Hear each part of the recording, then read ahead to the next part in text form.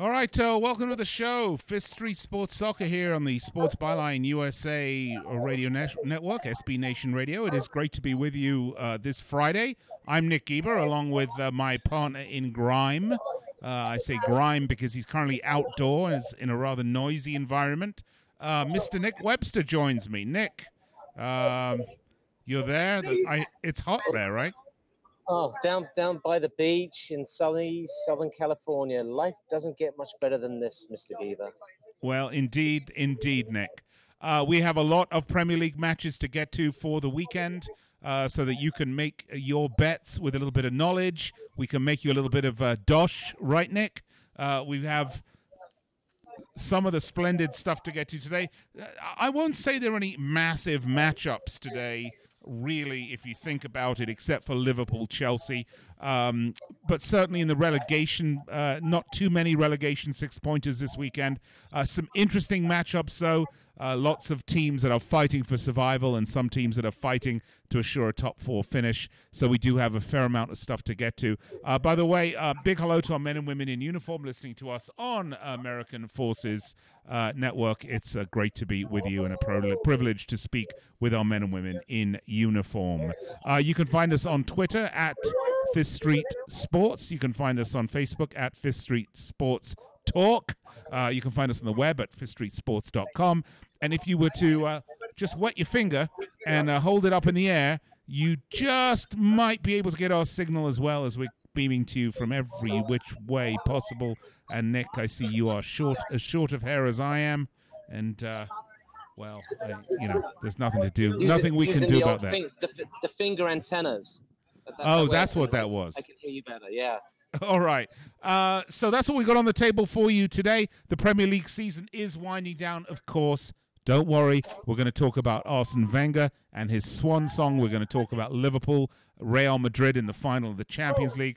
We're going to talk about Arsenal's crash out of Europe. There is a lot to get to today. We will get to it all. Never fear, my friends. It's all coming to you here, Fifth Street Sports Soccer. We're going to step aside, take a break, and be right back.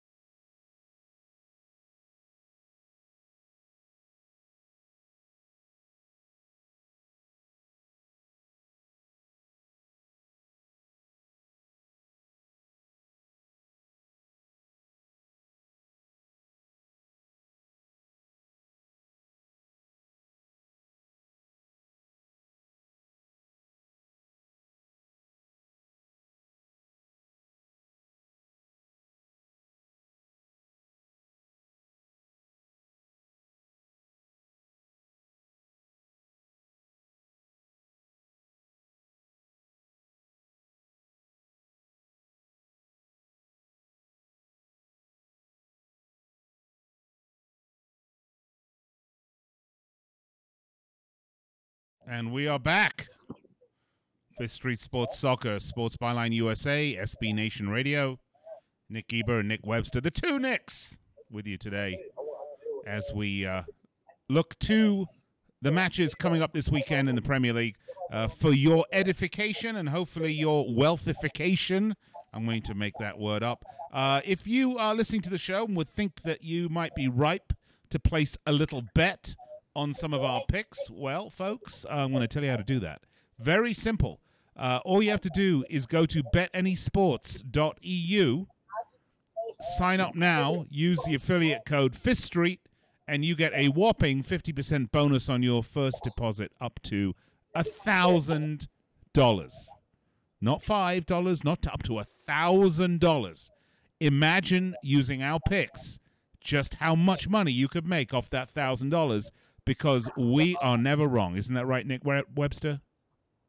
Over the last 4 weeks, if you'd taken Nick Geber's and Nick Webster's advice, you would all be extremely wealthy. That's how often we're right. Particularly if you put that $1,000 on West Bromwich Albion to beat Manchester United, then you would really be, I believe you would be, 12,000. No, it was 1,000. It was 1,700. You would be 17,000 times richer. How's that? Absolutely. And if you'd taken our advice on the under in the West Brom, the over on the West Brom and Liverpool, and the under on the Stoke and Liverpool. That's right. That's right, Nick. We have been getting it spot on. A few little hiccups now and then, but if you look at overall how we do, extremely good. There is about, between us, Nick, nearly 40 years of football analysis, so makes us sound very old, doesn't it? Does, and I'm glad you said analysis, not something else. Yeah, really. All right, well, let's get to it. I tell you what, before we get to it, because this is somewhat of a shorter of the segments this hour, Nick. Let's talk a little bit about the Champions League semifinals. Real Madrid pulling through a squeaker. Let's not, this is sort of getting lost in the discussion about the Roma comeback. Real Madrid squeaked by a very, very game Bayern Munich team. Yeah, I thought the second leg was one of the best games of soccer/football I've seen this year. Both teams playing at a really high level. Bayern Munich absolutely elevated their game and desperately unlucky really not to get something out of the game. But what you have to factor in here, Nick, is that no matter how poorly Real Madrid played, they have so many match winners in every single position. And for my money, Zinedine Zidane, he's a lucky manager. He always seems to pull out the result when he needs it. Real Madrid, Liverpool, really, it's probably one of the most mouth-watering Champions League finals we've had in years. And, if it goes to form, it could be one of the most high-scoring Champions League finals we've seen in years as well. It could, but then the opposite could happen, Nick.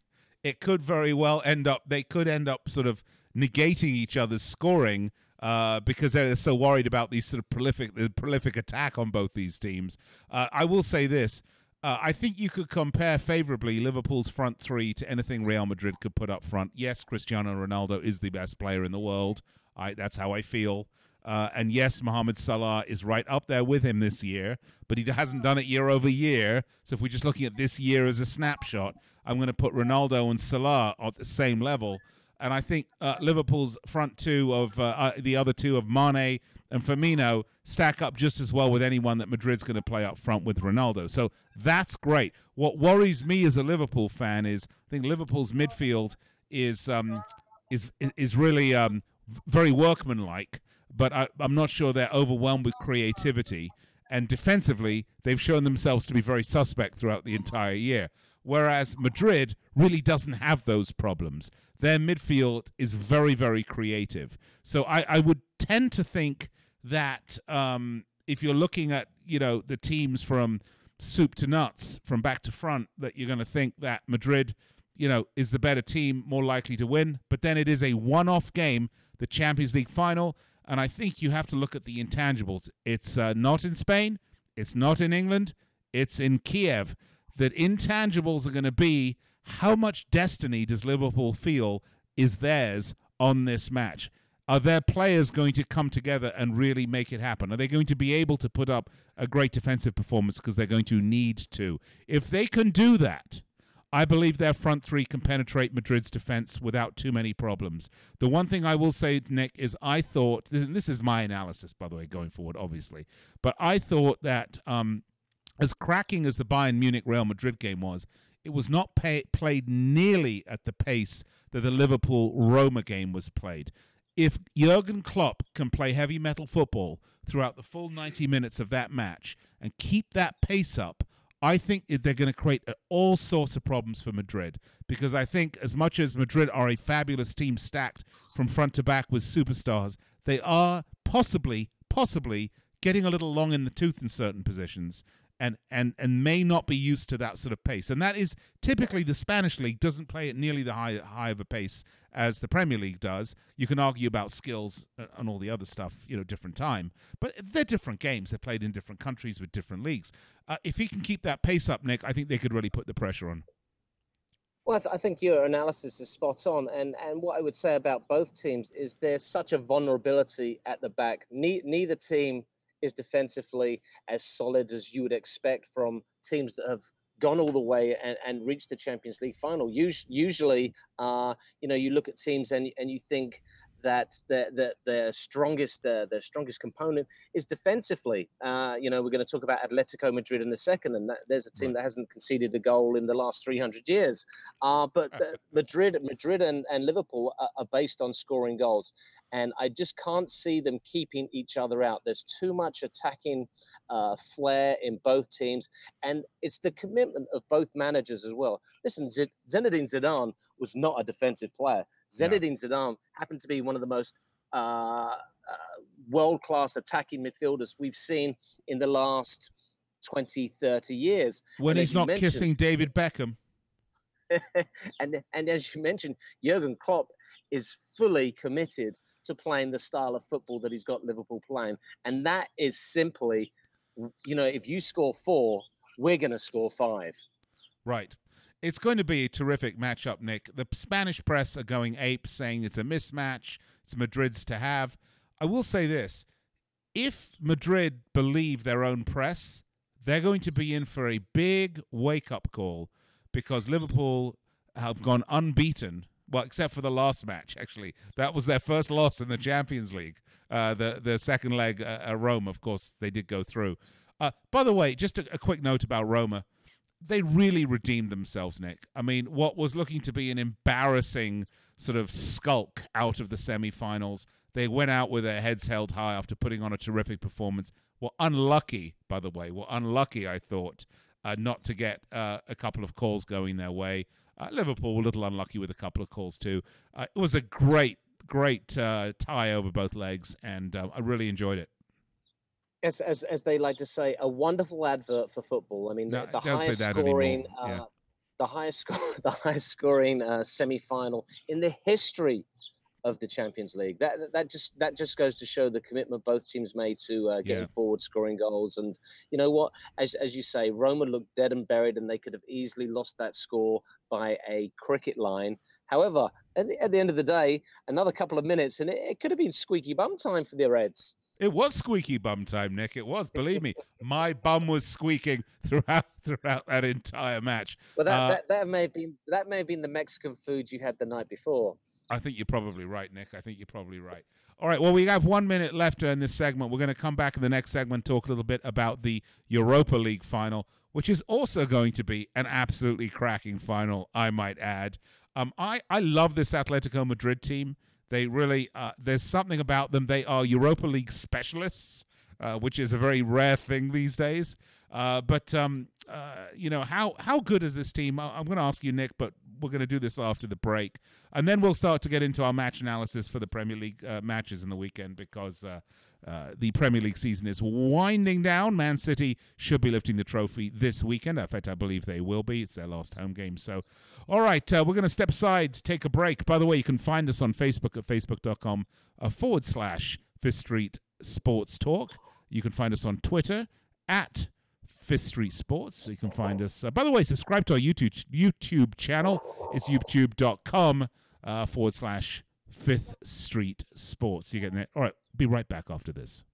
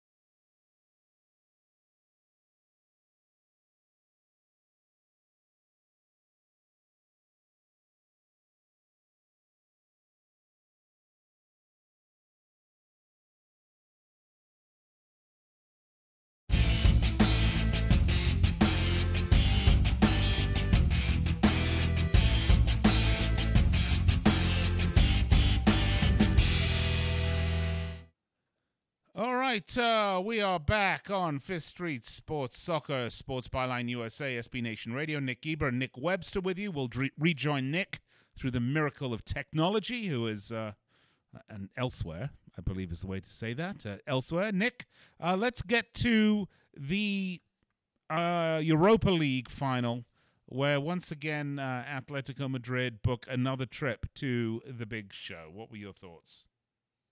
Yeah, I mean, it was I hate to say a typical Atletico performance, but it was, defensively just rock solid, and in Diego Costa and Antonio Griezmann, they have two match winners. So Diego Simeone sets up his team in such a way to make them, really hard to break down. And if you give them one chance, they're going to make the best of it. And that's what happened in the first leg at the Emirates. That's what happened in Madrid yesterday. And they fully deserve to be in the final. Arsenal offered very little. And I mean, I think I was a little disappointed with Arsenal, really. This was Arsene Wenger's big swan song, and they failed to show up yet again in a big match. So we'll have Atletico against Marseille in Lyon, which is going to make it even more spicy. A Yeah, French team right. gets into the final in a French country, and we all know about the France-Spain rivalry. So I think it's got all the makings of a good game. Marseille, I think, are a little bit more attack-minded than Madrid.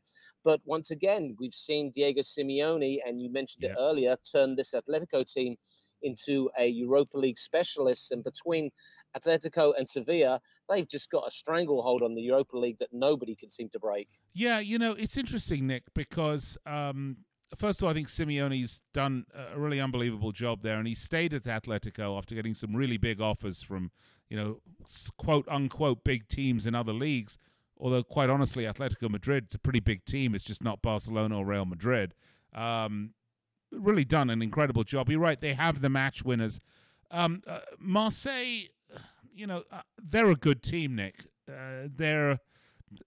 I think their collective power is greater than that of their individuals, and I think that maybe is their strength. I think that Simeone is just too wily, and that team is too experienced and bonded and gelled, really to let this one slip. If I were a betting man, which by the way, I am, I'd put a few bob on Atletico, depending on what the numbers are. Yeah, 2-0, right? 2-0, Nick? 2-0, yeah. Yeah, fair 2-0, enough. I would take Madrid and the under. I take Madrid and the If under. I think it's 2.5, if I was right? going to do a little parlay, yeah. If I was going to Yeah. do a little parlay, Madrid and the under, and I think you'll come up roses. Right. So let's get to the Premier League, Nick. Actually, before we get to the Premier League, you talked about Arsene Wenger. We're going to discuss this a bit when we get to Arsenal's match this weekend. Very disappointed in this Arsenal team. I think they've really let their manager down this year. They spent a lot of money in the off-season. They have really spent a lot of money. This is one of the first years that they've really sort of opened the wallet up for Wenger, or not for Wenger, because I think Wenger's been the one that hasn't wanted to spend the money. I think this has been one of the years where they really did spend the money, and I think the players they bought just didn't come through for them, didn't play hard enough. Something about the chemistry at Arsenal is all rotten. I'm not sure what it is. It could be Wenger's top to bottom dictatorial iron fist with which he runs that club, because he runs every aspect of that club, including the tea service, by the way. The logos on the tea service apparently had to get Arsene Wenger's approval. So I think this whole club needs a massive culture shift. It is time for Wenger to leave, and he is doing that. But my question is for you, Nick, and we're going to get to this. Well, let's just move right along, shall we? We'll use this as a tickle for our first discussion. Let's move right along. Arsenal are hosting Burnley in the Premier League, Nick. It's Wenger's last home game. Burnley, they have nothing to play for. Arsenal aren't going to make Europe this year, at least not the Champions League for next year. This is his last home game. Nick, do you think the players are going to... I mean, Burnley's not a great opponent, but the Arsenal team of this year, anything could happen. They could score a boatload of goals, or they could fall flat on their face. I tend to think the players, because it's at home, they'll be driven on by the fans. There'll be a lot of emotion. I can't see Burnley doing anything here except rolling over and being bottom. Rolling over and getting their tummies tickled. Well, I'm not so sure about that. I wouldn't jump to the conclusions, because currently Burnley are just 3 points behind Arsenal. And should Burnley do the shock at the Emirates, they will actually overtake Arsenal in 6th place. Why? Because Burnley's goal difference is far superior. Arsenal have been appalling on the road, as we know, all year. The only team in all 4 divisions of English football not to have a road victory in 2018. Burnley are a tough nut to crack. Yes, they don't score a lot of goals, but defensively, they're not too shabby. And I can see them going in there and really putting their mindset to saying, you know what, we're going to spoil Arsene Wenger's party. And to be honest with you, Nick, there's a couple of players on the Burnley team who may be looking at a move in the summer.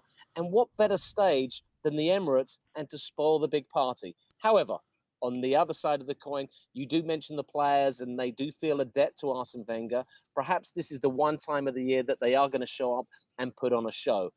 What I saw on Thursday night is that these players are not motivated. Despite making £150,000 a week, and Mesut Ozil was probably the prime suspect in that department. Can they turn it around one more time for Wenger? Probably. It will be a full house at the Emirates, and I expect it to be a real arson loving. We've seen and we've heard boos and a lot of disrespect for the Frenchman at the Emirates this season. But I think this last time, after 21 years, 3 titles, 7 FA Cups, the fans will come out, they'll give Arsene his due, and the team will respond in kind. Yeah, Nick, I'm with you. I think that's exactly right. For me, 3-1. I'm predicting 3-1 3-1 Arsenal. The spread totals 2.5. I say take the over at -148. Arsenal -173. Actually, you'd think there'd be more of a favorite than that, Nick, but I think that's just indicative of how bad their season has been. Oh, absolutely. I mean, they've been shocking. We're talking about Arsenal here, one of the perennial contenders of English football, always in the top 4, always there or thereabouts. And this year they are a million miles away. And I think that the reason why the spread is 2.5 is that the bookies understand that there's unrest in the dressing room, there's unrest in the team.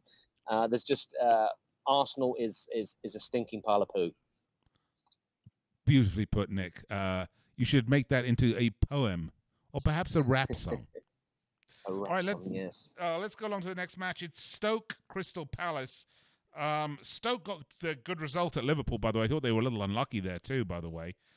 They need points. I mean, they're down in the bottom, going down to the Davy Jones's locker. They need points. They can get points, Nick. Palace, they're safe. Roy Hodgson's surprisingly done a great job. Manager of the year. You have to think Hunky Roy could be manager of the year. It's shocking. But I like Stoke for this, Nick. They're at home. They need points. Palace is safe and tucked away. I think the players are on cruise control. It's like when you've run that big race and you got past the finish line, you just sort of let everything go. I just don't see they're not going to have that same stress those Stoke players are going to have, Nick. I really like Stoke for this game at home. Not going to be a lot of goals on this one, though. I'm saying this is 1-0 Stoke. Right now, Stoke are +169. The over-under is 2.5. So you're going to take the under on this. At least that's what I recommend. That's how I say it, Nick. What say you? Yeah, I'm inclined to agree with you on this one. Crystal Palace last weekend had the result of the season, absolutely demolishing Leicester City to the tune of 5-0, which is absolutely assured their safety. I can't help but think that they might take their foot off the gas as well. And as you mentioned, Paul Lambert simply must get 3 points. If they don't win the game, Stoke are down. And they've been in the Premiership a long time, and I think there's a lot of pride in that team. There's certainly a lot of pride in the manager. It will be a tight, nervy affair, but I go with you, Nick. I say it's an under with a Stoke win. All right, nice. Well, let's go to the next one. The Cherries against the Swans. Sounds really like Flanders and Swan, something along those lines, but it wasn't, right? It's Bournemouth-Swansea. The teams are in horrible form. Both of them. Yeah. Both these teams are in awful form right now. I'm inclined to run away from this one very, very quickly. As you mentioned, the form is poor. Bournemouth haven't won in 6. Swansea are going down like a lead balloon as well. But they're in this situation where they simply must get something out of the game. And when you look at these games where the tension is so massive, you can't help but think unders. When teams are relaxed and they're playing for fun, that's when the goals start flying in. But when it's very nervous, very tight, very tense, and when teams know that one goal can decide the game, you have to think that this one's going to be a 1-0 as well, or possibly even 0-0. Well, I'll give you my prediction, Nick, because the way I look at this is at home the Cherries have a 33% win rate. The Swans, 11% win rate on the road. There's very few goals between either of these teams. Neither of them really doing much in terms of scoring. Right now, Swansea are +273 for this. Bournemouth +114. The draw is +254. The over-under is 2.5. Nick, this is 1-0 Bournemouth to me, so I'm going to take Bournemouth plus 114. I'm going to take the under 2.5 goals. We're going to go to break. We'll be right back after this on Fifth Street Sports Soccer, Sports Byline USA Radio Network, SB Nation Radio. Don't go anywhere. We will return.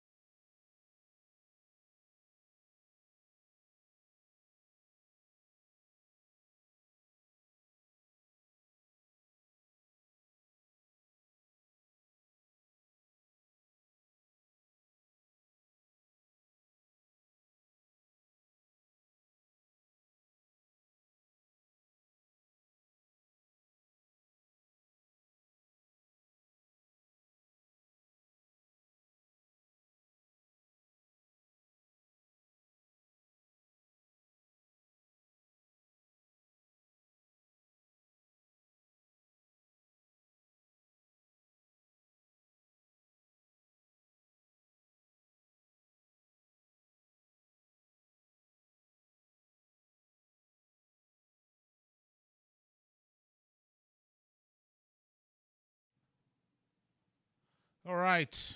Welcome back to the show. Fifth Street Sports Soccer, Sports Byline USA, SB Nation Radio.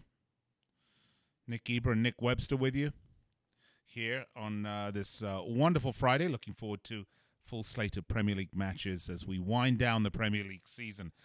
Nick Webster, we've got one segment left here, so a few matches left to get to. Let's run through them, shall we? Wow, Leicester City at home. The Foxes have been absolutely horrible of late. They've gone into an absolute meltdown against West Ham United, visiting their Hammers. And Leicester's problem, Nick, is they're just not winning at home. Their home form has been absolutely horrendous. And for those of you that think they play in Leicester, let me tell you they don't. They play in Leicester. I can't tell. I've had 5 people this week tell me Leicester, Nick. I thought we got beyond that, but all right. I mean, I'm stunned by this team, and I got to say, there's something wrong with the culture at Leicester, because the players stopped playing for Claudio Ranieri, they stopped playing for Pearson, and now they've stopped playing for Claude Puel. I mean, what gives? You know, you've got international players earning a boat full of money, and they just refuse to play for the manager. You are right. Leicester have been goddamn awful. They've stopped scoring goals. Conceding 5 to Crystal Palace is absolutely unbelievable. a criminal travesty. On the other hand, West Ham United got absolutely thumped by Man City last weekend, and they are only 3 points above the drop zone. And not just that, problems. Nick. And there's problems in the locker room. You know, David Moyes and Andy Carroll. Andy Carroll stormed off. You can't have that. You know, I'm going to tell you, both these teams are fatally flawed right now. Leicester are not going to go down because they had a better form earlier on in the season. They got enough points. They're safe. West Ham United are not. Having said that, Nick, I think Leicester are going to turn it around at home because I think they're going to try to give their fans, you know, a win maybe. They're certainly overdue. They haven't won at home since November, Nick. It is so overdue for them to win at home. I think West Ham's trouble is going to take them potentially all the way down into the drop if they don't watch it. If the teams beneath them can put together some pointage. For me, I like Leicester 2-1 on this one. There will be goals. There will be goals. Take the over. It's 2.5. I'd take the over. I'm going to say Leicester a plus 131. You're a braver man than me on taking the over. I mean, I'm looking at this game right now. Manchester United, Brighton. Brighton are beating United 1-0. That takes Brighton almost to safety and drops West Ham right in it. So, hold on, Nick. Hold on. Just shedding a tear for Man United. Okay, not really. Yeah. I see this one being a really nervy game, and as I said earlier in the show, nervy games tend to lead to low scoring games. So I'm actually going to think about Leicester, maybe a 1-0 Jamie Vardy special. Yeah, they are going to win it though. I think this is when they're going to. I'll tell you what, I'm not going to do the over under because your point is well taken, Nick. But I'm not convinced either way, so I probably would avoid that bet anyway. I didn't see what it pays. I would just take the straight money line on Leicester, which is really, honestly, not bad. Last time I looked at betanysports.eu, it was plus 131. So that's what I would take, Leicester at plus 131. Let's move along, shall we, Nick? Watford are hosting Newcastle United. This is an interesting match only in that neither team here has anything whatsoever to play for. Watford, they're in 13th place. Newcastle in 10th place. They're really on cruise control. Rafa Benitez has really admitted that his players are sort of checked out already. Watford have gone 7 games without a win. At home, though, Watford are only 6-6-6. And on the road, Newcastle are only 4-4-9. There's not much going on here. Neither team are prolific scorers these days.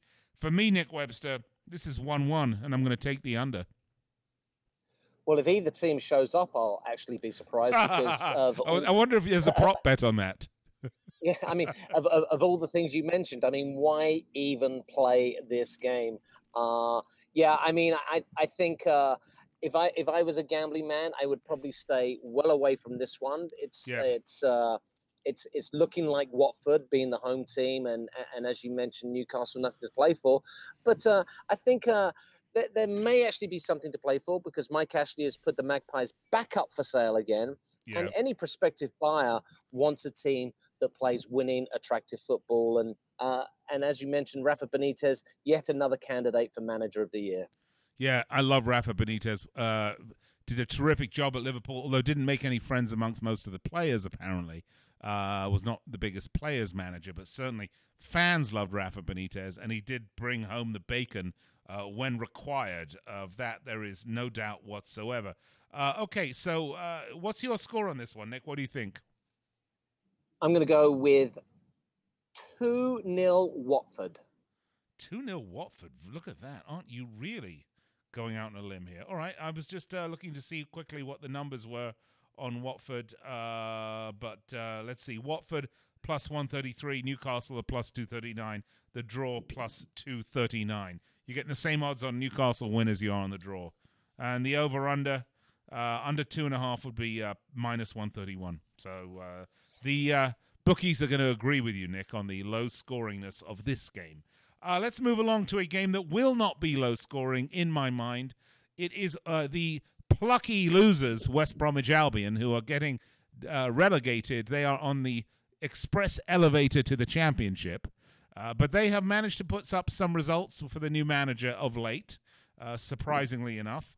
They've got some good results. They seem to be, I don't know really what they're playing for other than pride and maybe a new contract in the championship or maybe not getting sold. But they're meeting, Nick, a very motivated Spurs side. Spurs are not assured their current league position, which is third. Well, it would be third if they were to win the game in hand. Spurs, very good away team at 10-4-4, second or best away form in the Premier League.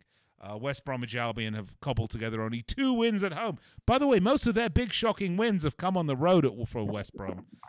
For me, and of course, Gareth Bale. Listen to me, Gareth Bale's not there. I was thinking about Real Madrid for a minute, but Harry Kane, who is the new Gareth Bale, is looking to see if he can pip Mo Salah for the Golden Boot. He's got a long way to go, but if there's any team he'd hope to knock a few in on, this is it, Nick. I like Spurs all the way for this, and I'm going to say Spurs.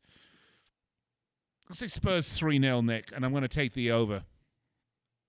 Wow, that's a very bold statement of you. The interesting for me is West Brom are actually Spurs' bogey team. They tied 1-1 earlier in the season at Wembley Stadium, and actually Rondon had a chance to win it for the Baggies in the last minute of the game. If you cast your mind back to last season at White Hart Lane, 2 seasons ago when Spurs were gunning for the title, who beat them at White Hart Lane? West Brom, 1-0. But it's a different West Brom team, and White Hart Lane doesn't exist anymore, Nick. So I think you have to look. Times they are changing. It's a West Brom team that is currently one of the hottest teams in the Premier League. They've put a run together now that they're dead and buried. I would not be surprised to see West Brom cause a shock. So, well, Nick, take your money. As much as I would love, plus 714 for West Brom. It's listen, you know, 3 or 4 weeks ago, I was laughing at you as you proclaimed West Brom to be a good value bet when they went to Old Trafford, and you were smiling all the way to the bank. Yeah, but this is at home, Nick. This is not on the road. This is at home. They don't do it at home. They do it on the road for some reason. Because I think on the road, all the pressure is truly off them, Nick. But I think at home there is still pressure on them. And that's a problem. All right, let's move along. So you're going to pick West Bromwich Albion in the draw? No, I think Spurs are favoured by a goal and a half. So I actually will pick West Brom if you take the goals. So they can still lose, but you can win. Fair enough, fair enough. All right, next one, Goodison Park, Everton, Southampton. Everton are in 8th place. They've sort of had a fair to middling season, I suppose is the best way I could put that. Southampton, they are only 2 away wins all season, and they're currently in 18th spot with a good chance to get out. They might look at this trip to Goodison as a way to nick some points, Nick, but I don't think so. I'm going to go on this one, a 2-0 Everton victory, and I'm going to take Everton at plus 194. How do you see this? Well, Southampton played their way out of trouble last weekend, getting a huge victory against Bournemouth just when they needed it. But like you said, they're still right there in the mire, desperately needing points. Everton are currently still working through the transcripts of the Sam Allardyce folder that he sent out to the fans. But they got a big win as well against Newcastle United in probably one of the most atrocious games I've seen so far in the season. And this is at home. This is at home for them. Yes, I think Everton will grind something out, but it's not going to be pretty. And don't bet on it because that way you might be forced to watch it. But plus 194 for Everton. It's hard not to take that bet. I think that's great value there, Nick. Very, very good value. Yeah, no, definitely a good value in a 2-horse race. From what I can see on this one, Southampton at plus 1. Actually, Everton at plus 197 now, and Southampton are at plus 162, which would make Southampton the favorite according to the bookies on this one. How about that? Wow. Manchester City. This one's going to be very quick, Nick. How are we doing Take on the time here? over. Take the over. Yeah, take the over on Manchester City, okay, against Yeah. Huddersfield. This is City are going to raise the trophy here. It's their last home game, I think, right? They have one more They after have this. one more, but this is the one where they're getting the Yeah. trophy in front of the They're getting the fans. trophy. They are going to put on a show. I It is believe the over's like 3.5. Take it anyway. it is like one of these gladiatorial matches where you have the guy with the helmet and he's got the sword and he's got the shield and he's in an arena against a chicken. All right, and everybody's yelling and screaming. I salute you. Yeah, I salute you. Get that chicken. Chicken doesn't stand a chance in this one, Nick. And Huddersfield do not stand a chance here. This is a match I would not bet, though, because Manchester City. You ready for these odds? Oh, you're gonna absolutely love this one, Nick. Minus 1,093, which means you have to bet $1,093 to make 100 on Manchester City. Huddersfield are plus 2,579. By the way, you can place these bets at betanysports.eu. Sign up now. Use affiliate code Fifth Street. Get 50% bonus on your deposit up to $1,000. The over-under is 3.5 goals. This is 4-0 City minimum. Take the over. Don't take anything if you're gonna play total points. Take total points. Don't. There's no value here for either of these teams. No value. No value. Yeah. Stay clear. All right, we already did Chelsea, Liverpool. Pardon me. We already did Arsenal, Burnley. So let's move right along to the Stamford Bridge, where Chelsea will host Liverpool. And this is we got about a minute and a half, Nick. Is that long? No, we got less than that, I think, right? Oh, well, I'll tell you what, Nick, Chelsea hosting Liverpool. Lots of people think Liverpool's eyes off the ball on this one because of the Champions League final. But that's not till the end of May, Nick. And Liverpool would love to firm up, secure that fourth spot. Chelsea nipping at their heels. They're not out of it yet. We've got to go to break. We're going to come back. I'm going to give you my picks. No more explanation. Just give you my picks. Nick will give you his. And then we're going to wrap the show up. Fifth Street Sports Soccer. We will return.